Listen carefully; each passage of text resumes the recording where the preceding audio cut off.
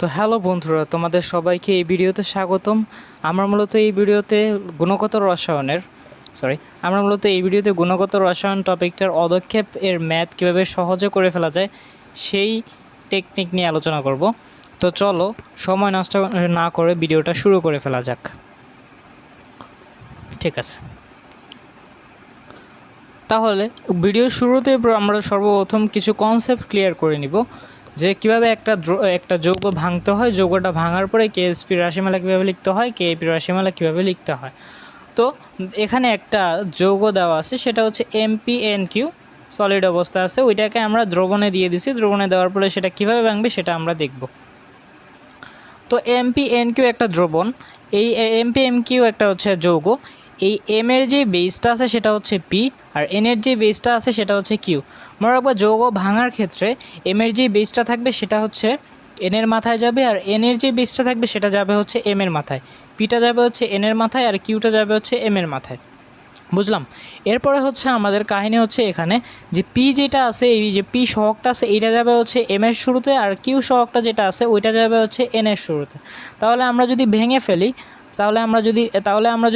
ফেলি তাহলে কি হবে, তাহলে এই যে এমপি যেটা আছে ওইটার তো সহগটা হচ্ছে পিপিটা সামনে চলে যাবে, আর এটা যেই মাথায় যেটা থাকবে মাথায় হবে হচ্ছে কিউ, আর কিউ কয়টা আছে, কিউ পরিমাণ আছে, আর যেহেতু ক্যাটায়ন তাই এখানে প্লাস হয়েছে, ক্যাটায়ন এখানে প্লাস হয়েছে।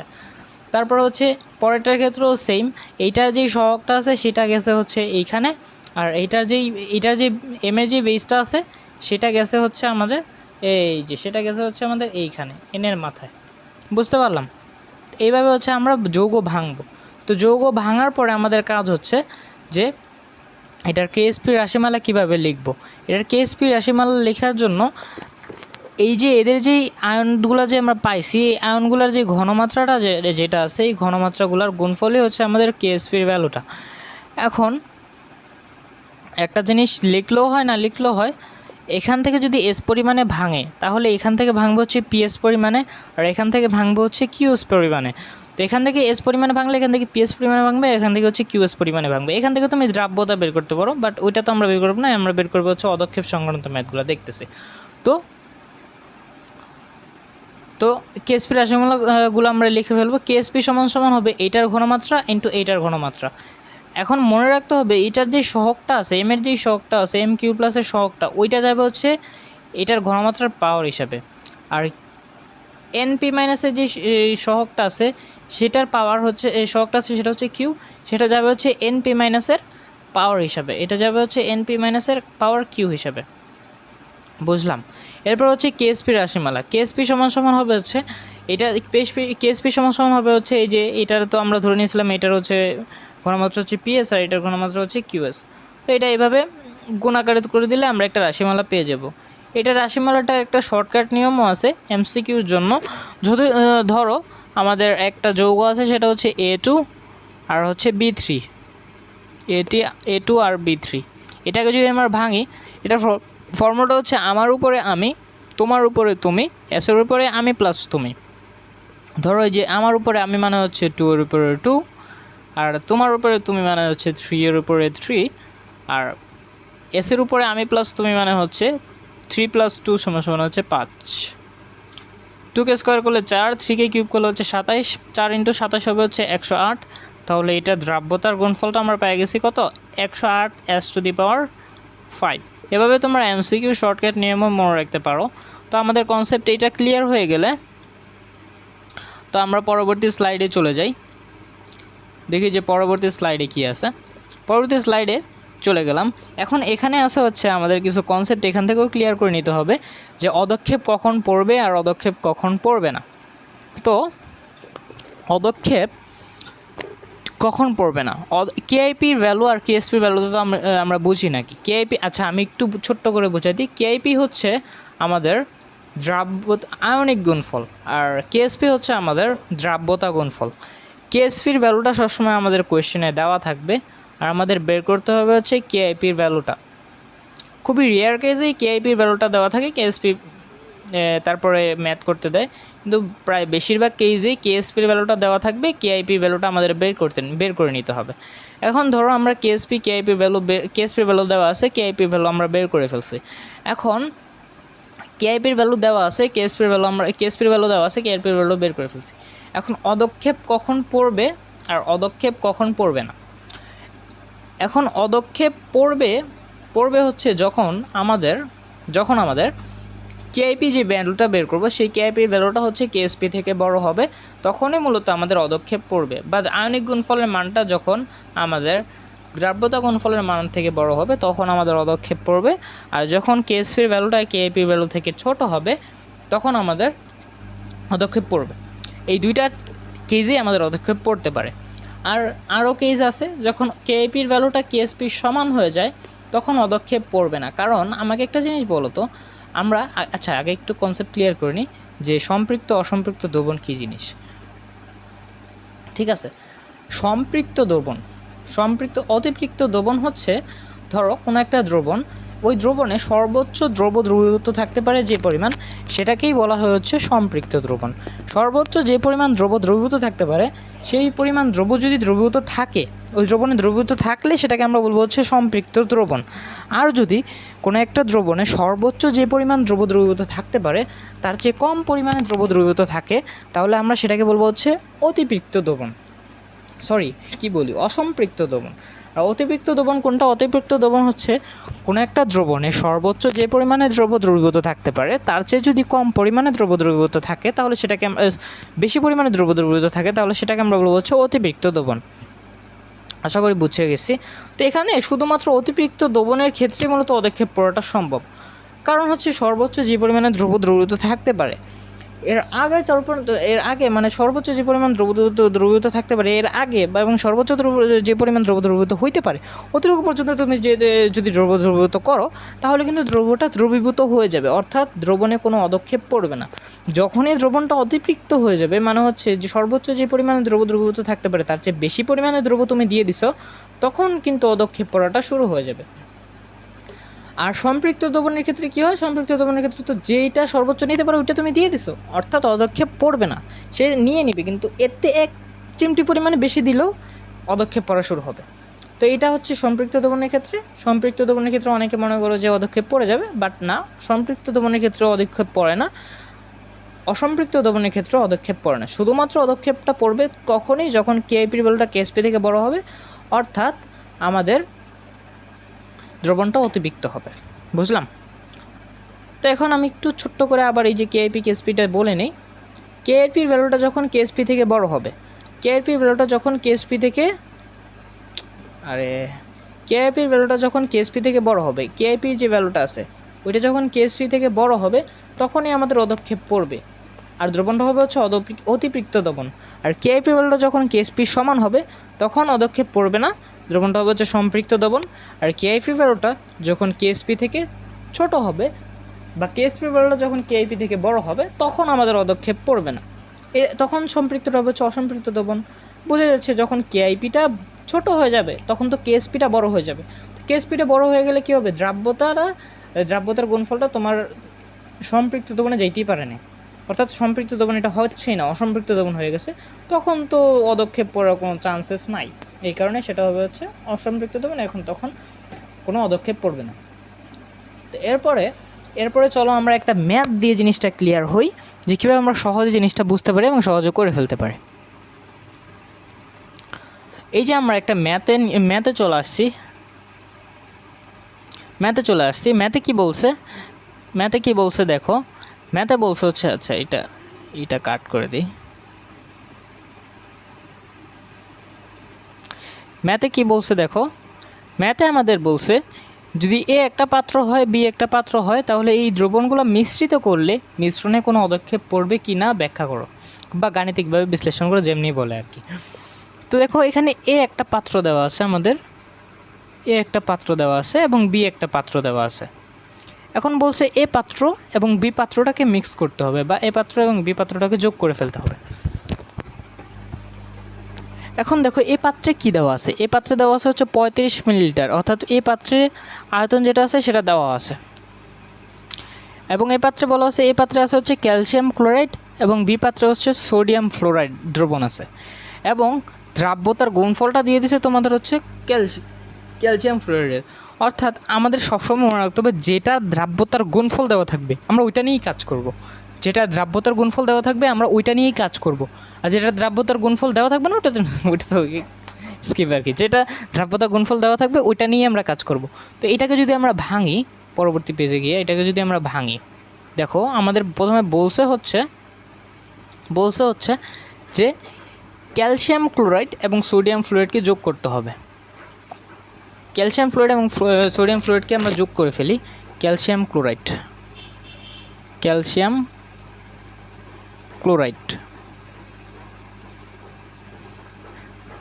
ক্লোরাইড এবং আমরা সোডিয়াম ফ্লোরাইডকে যোগ করে ফেলব। সোডিয়াম NaF আমরা যোগ করে ফেলছি। এখন এখান থেকে কি উৎপন্ন হবে? এখান থেকে উৎপন্ন হবে হচ্ছে, তুমি যদি নাও পড়ো ভাই আমি পারতেছি না, আমি যোগ লিখতেই পারি না, দেখো তোমাদের জন্য একটা শর্ট ট্রিক্স আছে। এখানে দেখো ক্যালসিয়াম ফ্লোরাইড আছে না, এই ক্যালসিয়াম ফ্লোরাইডটা তো হবেই হবে, নাইলে তো KSP দেওয়া থাকতো না। আমাদের কাজও করতে হবে ক্যালসিয়াম ফ্লোরাইড নেই, তাহলে ARB যোগ করলে ক্যালসিয়াম ফ্লোরাইড পাবো আমরা। তো এখানে লিখে ফেলবো হচ্ছে ক্যালসিয়াম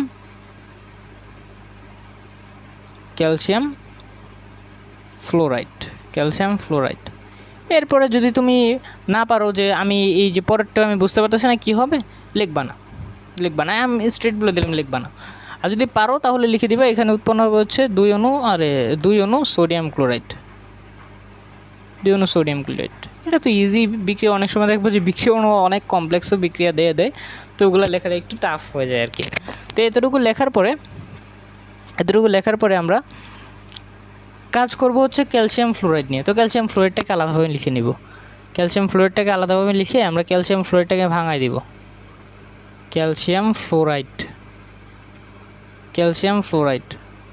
এখন এই ক্যালসিয়াম ফ্লোরাইডটাকে আমরা ভাঙাই দিব। আমি মাউস দিয়ে লিখতেছি তো এই কারণে একটু অনেক হাতে লেখাগুলো একটু বিচ্ছিরি হয়ে যাচ্ছে একবারে। ক্যালসিয়াম ফ্লোরাইডকে ভাঙাই দিলে আমরা কী পাবো? ওই যে দেখাইছিলাম না, ক্যালসিয়াম ফ্লোরাইডকে ভাঙাই দিলে আমরা কী পাবো? যে ক্যালসিয়ামের যে সহগটা আছে ওইটা যাবে হচ্ছে F-এর মাথায়, আর F-এর যে সহগটা আছে ওইটা যাবে হচ্ছে ক্যালসিয়ামের মাথায়। তাহলে ক্যালসিয়ামকে ভাঙাই দিলে আমরা পাবো হচ্ছে ক্যালসিয়ামের তো কোনো সহগ নেই, তার মানে সে 1 আছে, ওটা লিখলেও না লিখলেও তাই। আর এখানে হচ্ছে বেজ হচ্ছে F-এর বেজ হচ্ছে 2, তার মানে এখানে যাবে হচ্ছে 2, যেহেতু ক্যাটায়ন তার মানে প্লাস হবে, প্লাস। এখানে F-এর সহগ হচ্ছে 2, তাহলে 2 লিখে নিবা 2। আর এখানে ক্যালসিয়ামের বেজ হচ্ছে 1, তার মানে F-এর মাথায় পাওয়া যাবে হচ্ছে 1, আর যেহেতু অ্যানায়ন তার মানে মাইনাস। বুঝতে পারলাম? ভাঙানোটা তো বুঝতে পারছি নাকি? ভাঙানোটা যদি হয়ে যায় তারপরে জিনিসপত্র তো ইজি। ভাঙানো হয়ে গেছে, তার মানে এখান থেকে যদি ভাঙে হচ্ছে S পরিমাণে, তার মানে এখান থেকেও ভাঙবে হচ্ছে S পরিমাণে, তারপরে এখান থেকে ভাঙবে হচ্ছে 2S পরিমাণে, যেটা আমি PQ দিয়ে বুঝাইছিলাম একটু আগে। তো এরপরে হচ্ছে আমাদের KSP আর KIP রাশিমালাগুলো লেখার পালা। এখন আমরা লিখব হচ্ছে, তো আমরা একটু সাইডে একটু ছোট করে লিখে দিই আমাদের KSPর ভ্যালুটা কত দেওয়া আছে। তোমরা কিন্তু একটু ডিটেলসে বাংলাতে লিখে ঠেকে দিবা, নাহলে একটু খারাপ দেখা যায় আর কি। একটু ডিটেলসে বাংলাতে লিখে ঠেকে দিবা। এখানে KSP ভ্যালুটা দেওয়া আছে 4 × 10⁻11, 4 × 10⁻11, 4 × 10⁻11। এটা হচ্ছে আমাদের KSPর ভ্যালুটা। এটা হচ্ছে আমাদের কিসের ভ্যালু? এটা হচ্ছে আমাদের KSPর ভ্যালুটা দেওয়া আছে। তো এরপরে আমরা হচ্ছে KIP রাশিমালাটা লিখে ফেলবো। তোমরা লিখবা যে ক্যালসিয়াম ফ্লোরাইডের KIP নিচে ক্যালসিয়াম ফ্লোরাইডের KIP বের করছি বা বের করে পাই। KIPটা কী হবে? এই দুইটার ঘনমাত্রার গুণফল, ক্যালসিয়াম 2+ ঘনমাত্রার গুণফল, ক্যালসিয়াম 2+ এর ঘনমাত্রা। এটার কোনো সহগ আছে, তার মানে পাওয়ার হবে না, বা 1 হবে। 1কে লেখাও যাওয়ার কথা, না লেখাও তাই কথা। এখানে যোগ আছে কিন্তু এখানে যোগ দেওয়া যাবে না, এখানে কিন্তু গুণ হবে। ঘনমাত্রাগুলো কিন্তু গুণ হবে। তারপর হচ্ছে ফ্লোরাইড আয়নের ঘনমাত্রা। এইখানে অনেকে ভুল করে, ফ্লোরাইড আয়নের ঘনমাত্রা হবে 2F আয়নের ঘনমাত্রা না, কিন্তু ফ্লোরাইড আয়নের ঘনমাত্রা হবে। ফ্লোরাইড আয়নের ঘনমাত্রা এবং সহগটা হচ্ছে 2, তার মানে এখানে পাওয়ার হিসেবে আসবে হচ্ছে পাওয়ার হিসেবে আসবে হচ্ছে 2। বুঝলাম। এবার আমাদের কেপি রাশিমালা লেখা শেষ। এরপরে একটা কাজ করবা, এরপরে কাজটা হচ্ছে এইভাবে একটা ব্র্যাকেট দিবা, এইভাবে একটা ব্র্যাকেট দিবা, ইনটু লিখবা, এইভাবে একটা ব্র্যাকেট দিবা, এইভাবে একটা ব্র্যাকেট দিবা। অর্থাৎ ঘনমাত্রাটা যেটা তোমরা আলাদা আলাদাভাবে বের করে না করে একবারে বের করে ফেলবা। এখানে হচ্ছে V1 প্লাস V2, অর্থাৎ নিচে হচ্ছে আয়তন দ্বয়ের যোগফল বা মোট আয়তন বলতে পারো। V1 plus V2, V1 plus V2, আর উপরে হচ্ছে S1 V1 S2 V2 into, আমি ইন্টুটা লিখে রাখছি কারণ আছে, আমি একটা জিনিস মজার জিনিস বলবো। এই জিনিসটা তো অনেকে ভুল করে, লিখতে ভুলে যায়, লিখতে ভুলে গেলে কিন্তু হবে না। এখানে দেখো ক্যালসিয়ামের আয়ন, ক্যালসিয়াম আছে কয়টা? একটা। ক্যালসিয়াম আছে কয়টা? একটা। এখানে ফ্লোরিন আছে কয়টা? একটা। এখানে ফ্লোরিন আছে কয়টা? একটা। ফ্লোরিন আছে একটা। এই ক্যালসিয়াম ফ্লোরাইডের আয়ন যেগুলো আছে ওইগুলো আয়নে এ পাত্রে যতগুলো থাকবে তত দিয়ে গুণ করতে হবে হচ্ছে এখানে, আর বি পাত্রে যতগুলো থাকবে এখানে ততগুলো দিয়ে গুণ করতে হবে হচ্ছে এখানে। 2 থাকলে 2 দিয়ে গুণ করতাম, 1 থাকলে 1 দিয়ে গুণ করতাম, 1 দিয়ে গুণ করবো, আর 3 থাকলে 3 দিয়ে গুণ করতাম। এখানে প্রশ্নের উপরে ম্যাটার করে প্রশ্ন কয়টা দেওয়া আছে।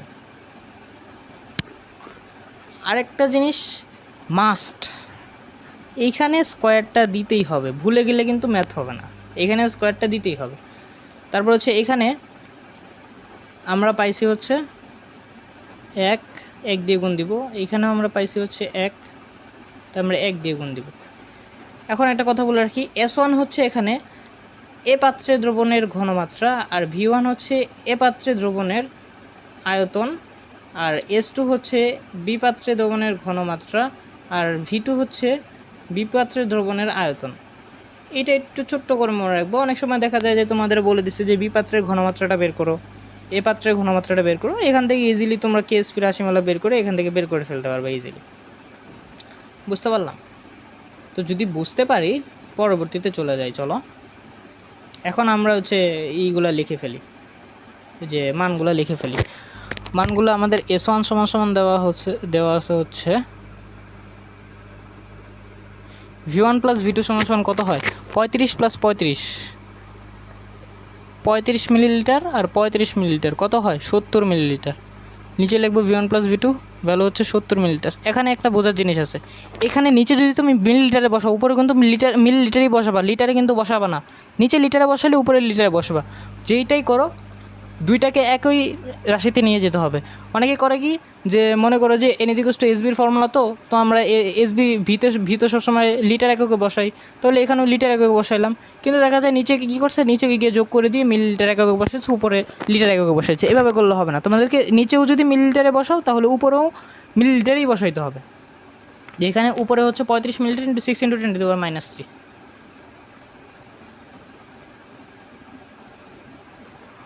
35। এখানে V1টা হচ্ছে 35 × 6 × 10⁻³ আগেও অনেকবার বলছি যে আমার মাউসে লেখা তো প্রথমবার, এই কারণে একটু লেখাগুলো একটু খারাপ হচ্ছে।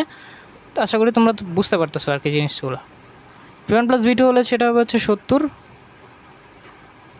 আরে এটা তো 36 মতো হয়ে গেছে।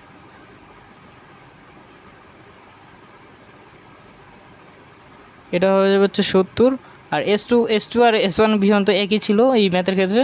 তাহলে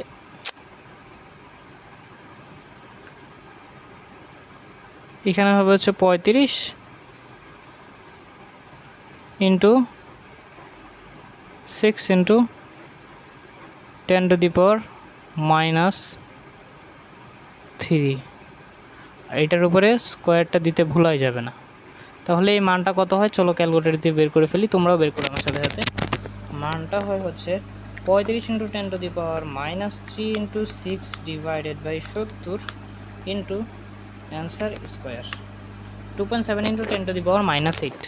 এটা অ্যান্সারটা হয় হচ্ছে 2.7 7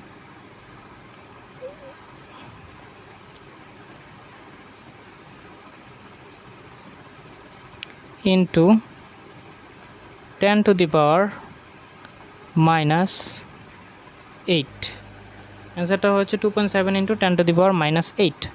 এখন এইটা কি কেএসপি থেকে বড় হয়েছে? হ্যাঁ ভাইয়া, কেএসপি থেকে বড় হয়েছে, কারণ আমি বলেই রাখছিলাম যে এই যে ইটা আছে মানে হচ্ছে যে ঘাতটা আছে সেটা যদি ইনভার্স থাকে বা নেগেটিভের ঘাত থাকে তাহলে সেই ঘাতটা যত বড় হবে সংখ্যাটা তত ছোট হবে। এখানে দেখো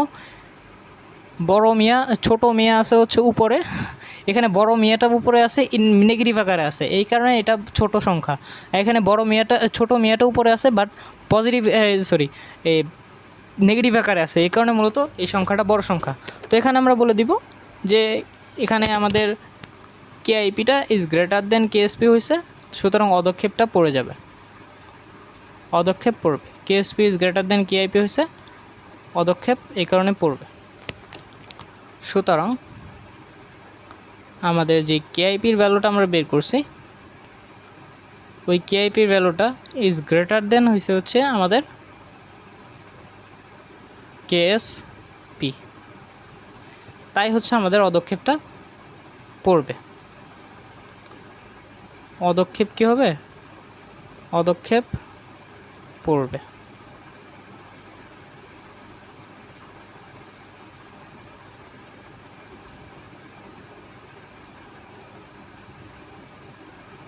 অদক্ষেপ পড়বে, অদক্ষেপ পড়বে, আমাদের এখানে অদক্ষেপ পড়বে। আশা করি ম্যাথটা পুরোটা বুঝতে পারছো। তো এটা সর্বোচ্চ গেলে 1 পেজের বেশি লাগবে না, বা আবার তোমরা যদি এই যে মোলের নিয়মে করতে চাও তাহলে কিন্তু 1 পেজের বেশি লেগে যায়, এই কারণে আমি ছোটোভাবে করাই দিলাম আর কি। আশা করি সবাই ম্যাথটা বুঝতে পারছো। তো এরপর আমি একটু সময়ন প্রভাব নিয়ে একটু ছোট্ট করে বলে দিই তোমাদের। সময়ন প্রভাবটা কী জিনিস? সময়ন প্রভাবটা হচ্ছে, ধরো একটা পাত্র আছে, বোঝাই যাচ্ছে না এই কালারটা,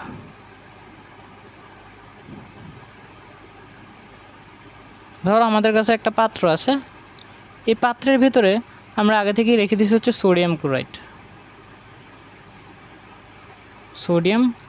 রেখে দিছি। এখন আমি করলাম কি, এই পাত্রে আবার এক্সট্রা সিলভার ক্লোরাইড আয়ন যোগ করলাম। এক্সট্রা যোগ করলাম হচ্ছে সিলভার ক্লোরাইড আয়ন যোগ করলাম। এখন একটা কাহিনী হয়ে গেছে। কাহিনীটা কি বলো তো?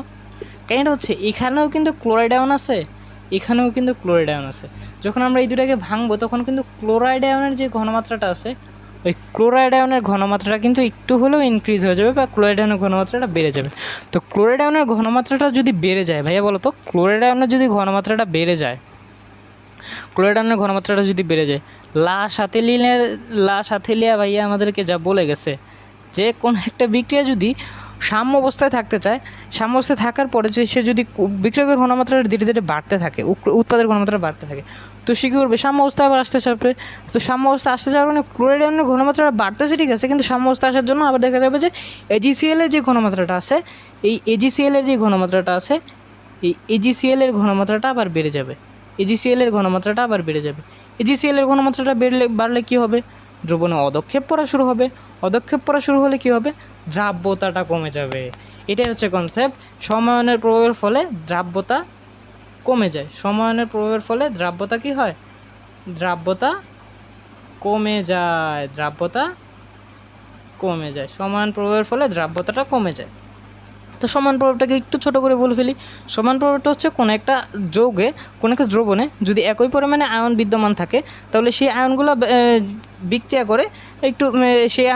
করে ওই আয়নের ঘনমাত্রাটা বাড়ায় ফেলবে। এরপর লাসাতিলের নীতি অনুযায়ী বিক্রিয়া আবার পশ্চাৎমুখী হবে। পশ্চাৎমুখী হওয়ার ফলে দেখা যাবে যে AgCl এর ঘনমাত্রা বা কঠিন পদার্থের ঘনমাত্রাটা বেড়ে যাবে, অর্থাৎ এই যে অদক্ষেপের পরিমাণটা বেড়ে যাবে এবং দ্রাব্যতাটা হ্রাস পাবে। এটা হচ্ছে সময়ন প্রভাব আর কি। আচ্ছা, ধন্যবাদ সবাইকে। আসসালামু আলাইকুম। দেখা হবে অন্য কোনো ভিডিওতে।